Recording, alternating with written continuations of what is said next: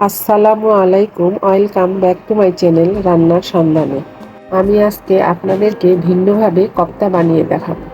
একবার এইভাবে গরুর মাংসের কোফতা বানিয়ে দেখুন, এর স্বাদ সবাইকে মুগ্ধ করবে। চলুন রেসিপি শুরু করি। এখানে আমি 500 গ্রাম গরুর মাংসের কিমা করে নিয়েছি। এভাবে আপনারা খাসির মাংস দিয়েও করে নিতে পারেন। এবার 1 টেবিল চামচ লবণ দিয়ে দিচ্ছি।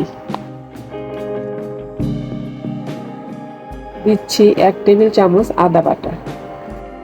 রসুন বাটা দিয়ে দিচ্ছি 1 টেবিল চামচ। তার সাথে 1 ফালি লেবুর রস দিয়ে দিচ্ছি। গরম মশলার গুঁড়া দিয়ে দিচ্ছি 1 চা চামচ। ধনিয়ার গুঁড়া দিয়ে দিচ্ছি 1/2 চা চামচ। জিরার গুঁড়া দিচ্ছি 1 চা চামচ। মরিচের গুঁড়া দিয়ে দিচ্ছি 1 চা চামচ। দিচ্ছি সামান্য একটু গোলমরিচ গুঁড়া।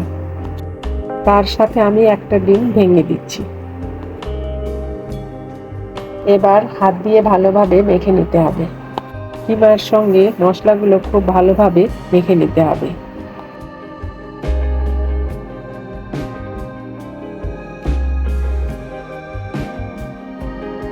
এভাবে হাত দিয়ে খুব ভালোভাবে মিক্সড করে নিতে হবে।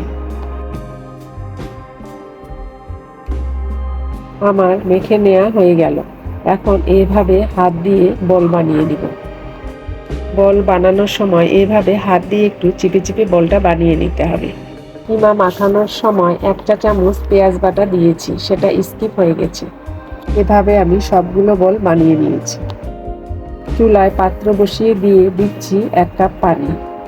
তারপর দিয়ে দিচ্ছি সামান্য একটু সয়াবিন তেল। এবার ঢাকনা দিয়ে পানিটা একটু গরম করে নিচ্ছি। এখন ঢাকনা তুলে পানিটা একটু নেড়েচেড়ে মিশিয়ে নিচ্ছি। পানি ফুটে উঠলে বলগুলো একে একে ছেড়ে দিতে হবে। চুলার আঁচ মিডিয়ামে রেখে আমি বলগুলো সিদ্ধ করে নিব। এই কোফতা বানানোটা আমি আমার শাশুড়ির কাছ থেকে শিখেছি। গরু অথবা খাসির মাংসের কোফতা কাঁচা অবস্থায় না ভেজে এভাবে যদি সিদ্ধ করে নেন, তাহলে কোফতাটা খেতে বেশি ভালো লাগবে। এবার এভাবে হাতল ধরে একটু ঘুরিয়ে ঘুরিয়ে দিতে হবে। এই অবস্থায় কোফতাগুলো চামচ দিয়ে নাড়তে যাবেন না, তাহলে ভেঙে যাবে। এক পাশে হয়ে গেলে কোফতাগুলো আলতোভাবে উল্টিয়ে দিতে হবে, তাহলে কোফতাগুলো খুব ভালোভাবে সিদ্ধ হয়ে যাবে। কোফতার মধ্যে যে পানিটা আছে সেটা শুকিয়ে নিতে হবে। আর একটা চামচের সাহায্যে এভাবে হালকাভাবে উল্টিয়ে দিচ্ছি। তারপর আমি এভাবে নেড়েচেড়ে দিয়ে পানিটা শুকিয়ে নিচ্ছি।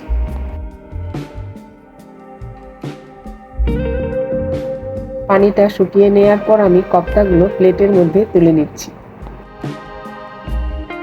সিদ্ধ করে নেওয়ার পর কোফতাগুলো ঠান্ডা হলে ডিপ ফ্রিজে 1 থেকে 2 মাসের মতো সংরক্ষণ করতে পারেন। কোফতাগুলো তুলে নেওয়ার পর আমি আপনাদেরকে একটা হাতে নিয়ে দেখাচ্ছি। দেখেন কত সুন্দরভাবে সিদ্ধ হয়েছে। এখন কোফতাগুলো আমি ভাজতে চলে যাচ্ছি। চুলায় পাত্র বসিয়ে দিয়ে দিচ্ছি পর্যাপ্ত পরিমাণে সয়াবিন তেল। তেল গরম হলে একে একে কোফতাগুলো ছেড়ে দিচ্ছি। কোফতাগুলো ডুবো তেলে ভেজে নিতে হবে। চুলার আঁচ মিডিয়ামে রেখে আমি কোফতাগুলো ভেজে নিব। কিছুক্ষণ পর কোফতাগুলো এভাবে উল্টিয়ে পাল্টিয়ে ব্রাউন কালার করে ভেজে নিতে হবে। আশা করছি আজকের রেসিপি আপনাদের কাছে ভালো লাগবে। রেসিপি ভালো লাগলে অবশ্যই চ্যানেলটি সাবস্ক্রাইব করবেন এবং পাশে থাকা বেল আইকন অবশ্যই প্রেস করবেন। কোফতাগুলো আমি ব্রাউন কালার করে ভেজে নিয়েছি। দেখেন কত সুন্দর কালার এসেছে। আমি এভাবে সবগুলো কোফতা ভেজে নেব। এভাবে আপনারা একবার বাড়িতে ট্রাই করে দেখতে পারেন। এই কোফতা আপনারা পোলাওয়ের সাথে পরিবেশন করতে পারেন, আবার চাইলে বিকেলের নাস্তা হিসেবে খেতে পারেন। এটা ছোট থেকে বড় সবাই পছন্দ করবে।